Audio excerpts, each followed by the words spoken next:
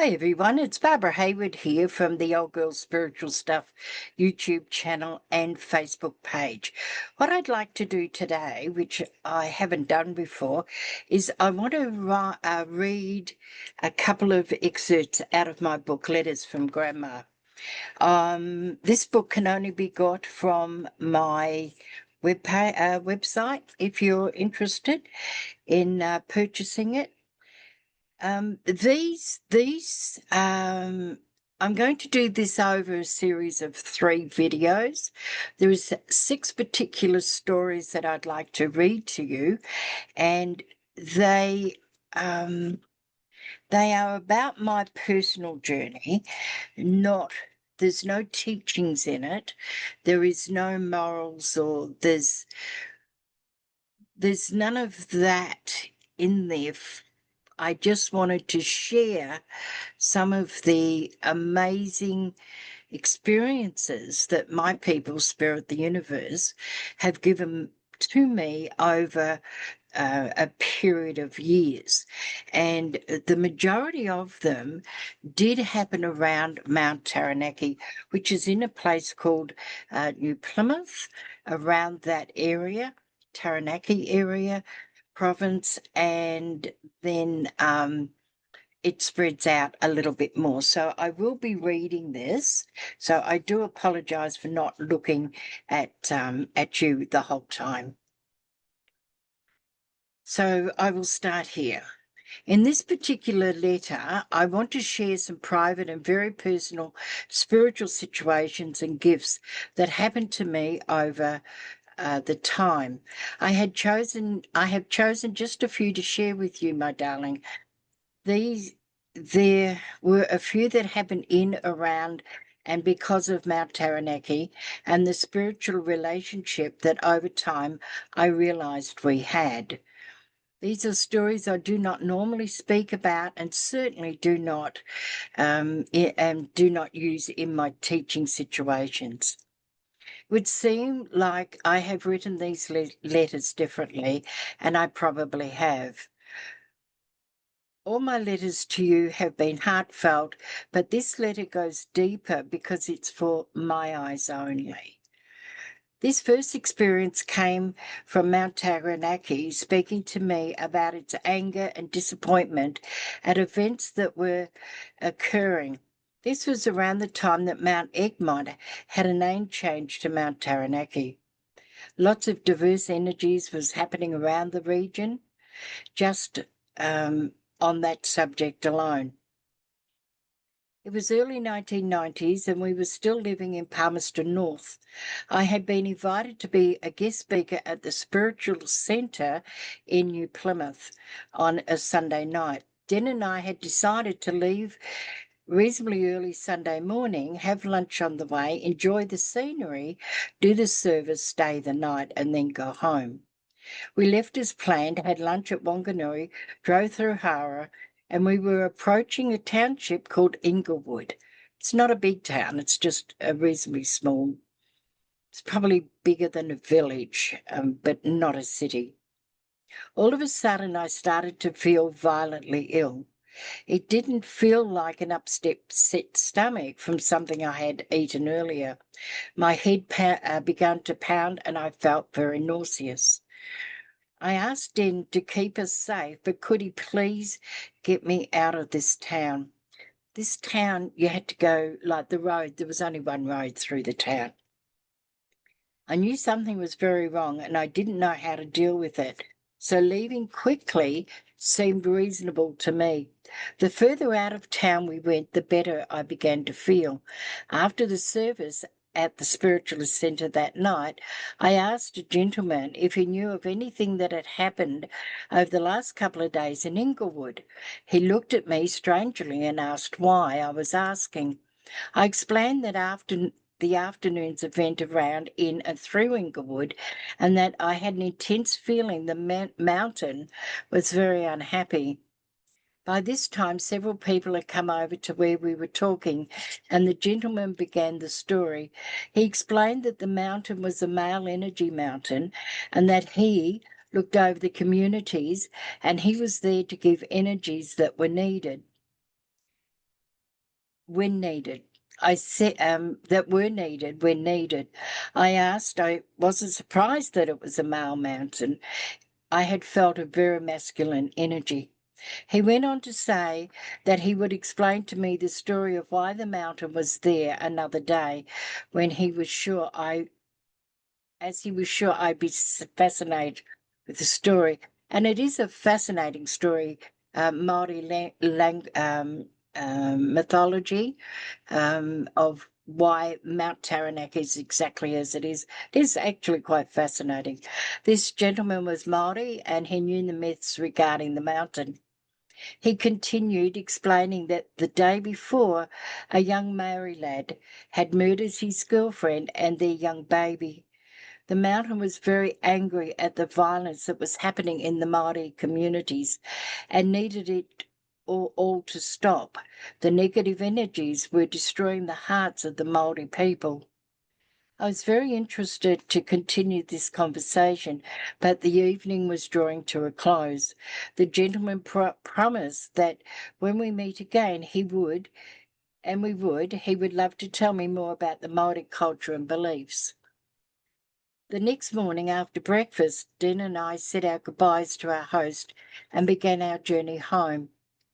When we were heading out as we were heading out of New Plymouth and onto the open road, I went into contemplation, and you'll hear me use that word a lot in a lot of my videos. Getting my energetic vibrations in tune with the nature around me, ready for my conversation with Mount Taranaki. As we approached Inglewood, we were able to park in a rest area where we had a beautiful full view of the mountain. I asked the mountain to please hear me. I explained that we were driving through the township the day before, I had been affected by its energy of anger, and asked was there anything the mountain would like to tell me, or if there was anything I could do to help. I made it clear to the mountain that the death of the young lady and her baby had been explained to me, and how sorry I had been to hear this news. I asked if there was anything that I could do to help. I explained that I was not only new to this area, but reasonably new to the country itself. The mountain confirmed to me how angry he was with the violence and hardship that the people were causing each other, and that the murder had hurt him greatly. I asked again if there was anything I could do, and he silently replied, "Not yet, but there will be a lot for you to do later." This baffled me as I lived several hours' drive away. Little did I know then that I would soon be living in Palmerston North, in New Plymouth, nor did I have any idea of some of the other experiences that I would be having in this region. I thanked Mount Taranaki, and I again told him how sad I was. So much was happening to the people. I was told to hold on to that experience. It was the beginning of an association with that mountain that goes on to this day. And even though I wrote this book many years ago, I still have that draw to Mount Taranaki, a place and the people that I have felt very much at home with. It wasn't much. It wasn't all that much later that Den and I found ourselves living in Palmerston North. The people, and especially the Māori people, welcomed me with open arms. It was in the next story that I found out more about the mountain and my relationship with it. And then in my book, I have a saying: you must have chaos within you to give birth to a dancing star. Frederick Nietzsche. Sorry, I've mispronounced his surname. So this is the second story. It was perhaps 6 months after I got the radio gig in New Plymouth that the next situation occurred. By now, many in Taranaki knew who I was. I wasn't aware, though, just how many. To me, I was just the clairvoyant on the radio. One particular day I went to a workshop and I was surprised by how many participants knew of me there and by a little bit of special treatment that I received, which was actually quite beautiful. The lady who owned the facility or the house did crystal layouts for healings and what I have named calling. She opens her mouth and the most beautiful sounds from the universe pours out. She has an amazing voice and is incredibly humble and is well known throughout New Zealand for her gifts. I asked her if I could book in for a healing.